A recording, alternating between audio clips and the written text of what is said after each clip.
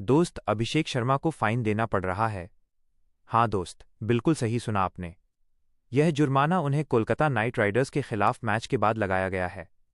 लेकिन क्यों और किस वजह से, आइए पूरी कहानी समझते हैं।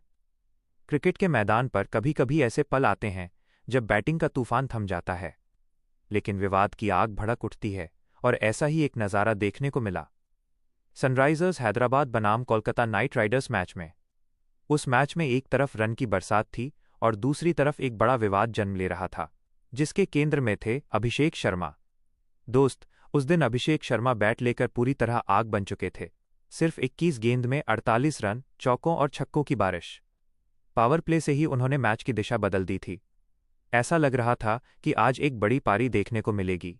लेकिन फिर आया वो पल। 8 ओवर के 4 गेंद शॉट खेला गया। गेंद हवा में गई, कैच पकड़ लिया गया। लेकिन सवाल यहीं से शुरू हुआ, क्या कैच साफ था? क्या गेंद जमीन से लगी थी? रिप्ले साफ नहीं था, कैमरा एंगल कंफ्यूजिंग था, और यहीं से विवाद शुरू हो गया। दोस्त, आईपीएल जैसी दुनिया की सबसे बड़ी लीग में भी अगर ऐसे क्लियर फैसले नहीं दिख पाते तो सवाल उठना तो बनता है। इससे पहले भी ऐसे विवाद हुए हैं और इस मैच में भी वही कहानी दोहराई गई।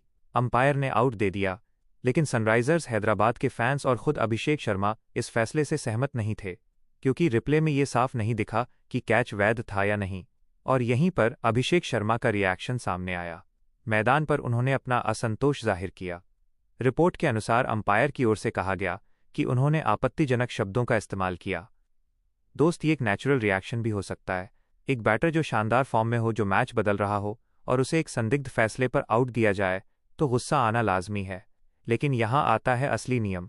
इंडियन प्रीमियर लीग भावनाएं नहीं समझती। यहाँ नियम ही अंतिम होता है।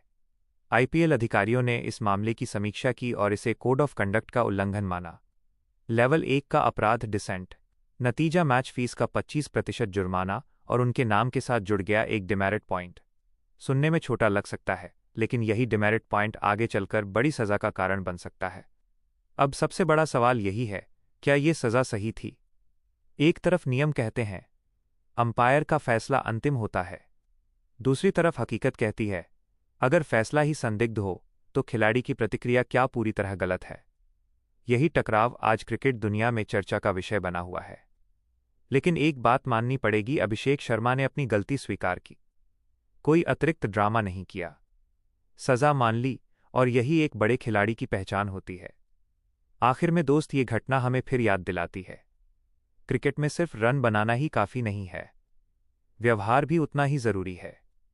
लेकिन अंदर ही अंदर एक सवाल रह जाता है, अगर कैच साफ नहीं था तो क्या सिर्फ बल्लेबाज ही दोषी है?